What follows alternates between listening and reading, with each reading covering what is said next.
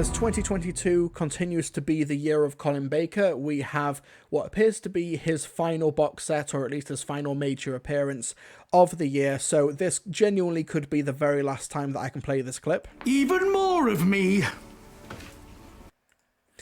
We have the Sixth Doctor Adventures Purity Undreamed, which is following on from the Sixth Doctor Adventures Waterworlds from a few months ago, where we have a brand new companion, Hebe Harrison, played by Years and Years actress Ruth Madeley.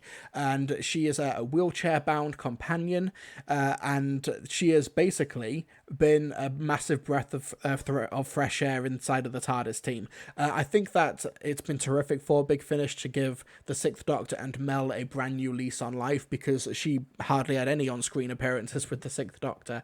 What was it? Terror of the Vervoids and a bit of the Ultimate Foe, and then all of a sudden he's now Sylvester McCoy.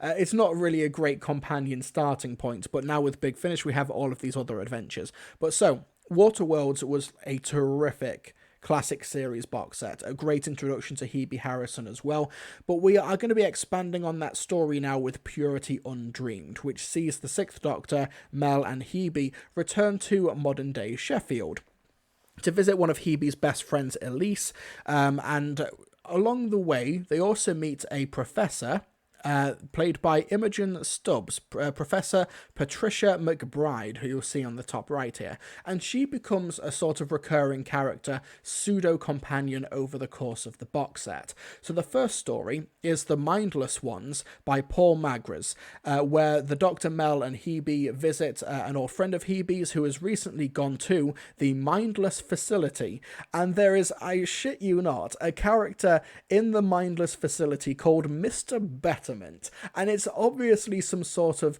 strange front for a weird brainwashing facility, and we know that because at one point the Sixth Doctor manages to get an appointment with Mr. Betterment, played by Paul Herzberg, to have his mind altered and improved, and the results are quite frankly pretty disturbing. Let's play a clip from The Mindless Ones. A free gift? There's no such thing. It's always someone trying to sell you something, or... Oh, Mel, so cynical.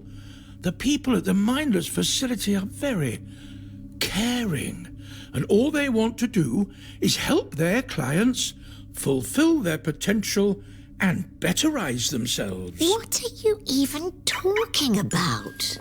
Oh, look, they've sent me a text. It says, "Don't be afraid not to think. Don't fear your feelings. Switch off your busy mind. Experience your true self. What? Those are just... Be content to be the best you possible." Oh, those are really helpful, aren't they? Oh, nice, helpful words of wisdom.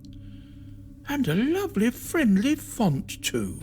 Oh, and look, some pictures of flowers and kittens. I think you might need a rest, Doctor. So for those asking, wait, the Sixth Doctor has a cell phone? He's given a cell phone by the Betterment Facility in order to receive these messages. And Frost Robot 77, Mind Warp vibes. Yeah, actually, honestly, considering that Mind Warp is my favourite Sixth Doctor televised story, I'm surprised they didn't pick up on those parallels. But yes, so the Sixth Doctor goes to the Betterment Facility, the Mindless Facility, I should say, and undergoes some sort of weird treatment and some very strange transformation. And one of Hebe's friends, Elise, who was played another disabled character played by disabled actress Shirley Houston. Apparently Elise used to be a goth who would do macabre poetry, but is now wearing like pink clothes, more floral stuff, and is now doing poetry about butterflies and bees and birds and things like that. It's a complete change. Everything that made her has been taken away by the Mindless Facility. So the Doctor, Hebe, Mel, and brand new pseudo-companion Professor Patricia McBride go and investigate. It's basically a decent palate cleanser where they go to this facility, which is obviously a front for some sort of alien invasion. I love how unabashed it is as a story, where it's like, this is a two-part story. We're in and out in like 1 hour. Let's just Get rid of all of the pretense. If this was a classic series 4-part story, it would be maybe part 3, where it's like, actually, I think that this mindless facility might not be on the up and up, but thankfully, because of the way that it's structured and formatted, it gets rid of all of that.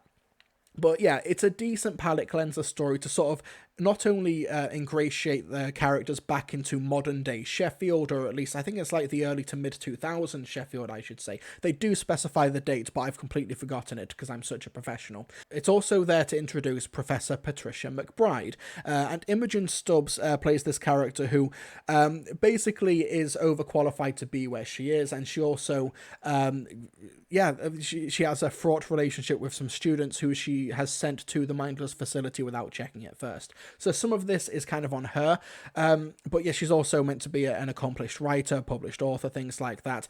And that's where we lead into reverse engineering, where Patricia goes to a Swedish clinic that an old friend is operating, where they are basically have perfected eternal youth.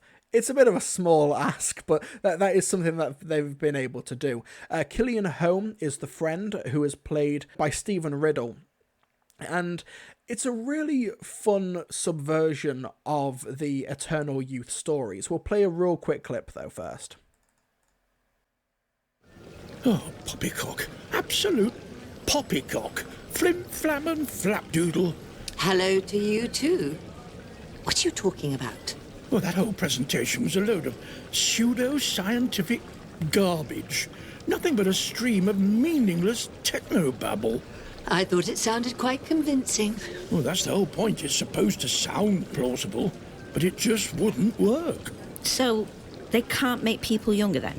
Now, I never said that. Funding this operation must cost a great deal of money, which suggests a steady stream of satisfied customers. But surely if they have been making people 10 years younger, people would notice. Would you notice if someone went away to a health spa and came back looking younger?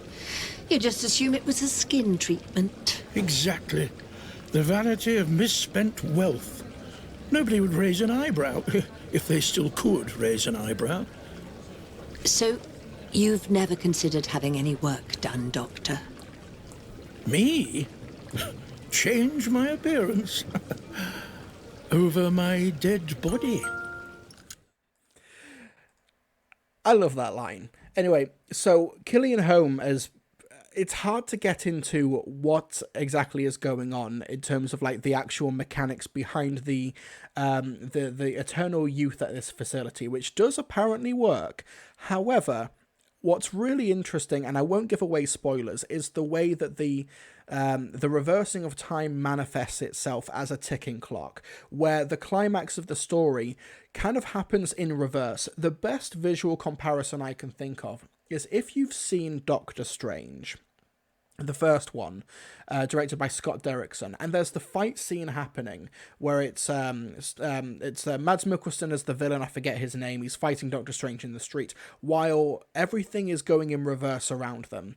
That is the visual comparison that works best for reverse engineering. It's a really inventive way to have the climax of the story, and it also offers a really interesting and great villain at the heart of it, the one that Killian Home is kind of maybe or maybe not working with unwillingly. So the main reason that Patricia gets involved in this, she's invited to this facility.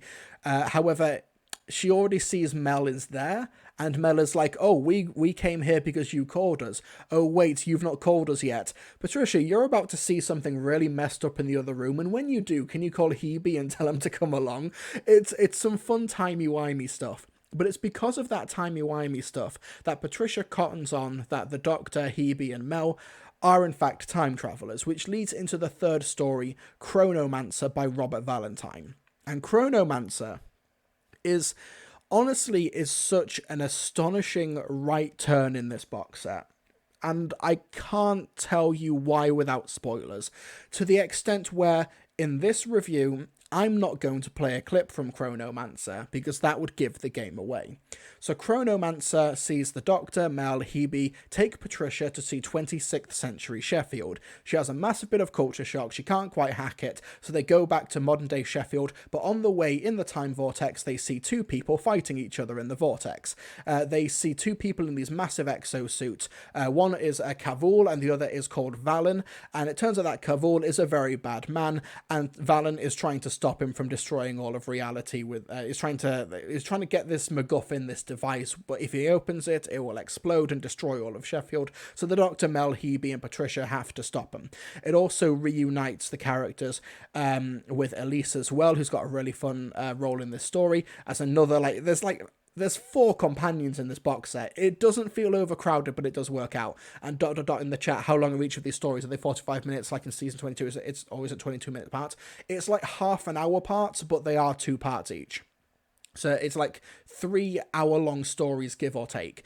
We also do have Toby Haydock as well as Elise's long-suffering husband, who's a lot of fun. His name is Ron, and apparently, according to the behind-the-scenes stuff, that they loved Ron so much when writing and recording the Mindless Ones that they very quickly just wrote another scene in Chronomancer to have Ron involved. So Ron just has like a 5-minute scene and then bolts it from the plot, and it's really fun. It's a really fun little role.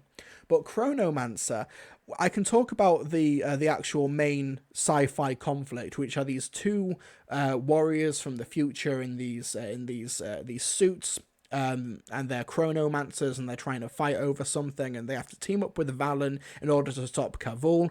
But the actual conflict of the story and how the characters clash with each other, it is absolute spoiler territory. I cannot tell you why Chronomancer is such a gut punch without getting into all of that. But what I will say is that the way that they have been experimenting with the long-form storytelling here for the Sixth Doctor adventures with Hebe Harrison, I'm guessing that this is just a natural evolution of Evelyn Smythe, because, you know, Evelyn was the Big Finish Sixth Doctor original companion of the late 1990s and the early 2000s. Unfortunately, Maggie Stables is no longer with us, but now that, like, you know, I'm getting into Big Finish now over the past couple of years, I feel like now I'm sort of carrying on that torch now, if that makes sense. People who got into Big Finish in its early days, they had their original Sixth Doctor companion with Evelyn. Now I've got mine with Hebe. And seeing the extension of that, and seeing how it all is leading into one box set to the next, how Waterworld is her introduction, how Purity Undreamed gives us the conflicts and the stakes for what seems to be the next box set now. I love it. I love the directions that it seems to be going in.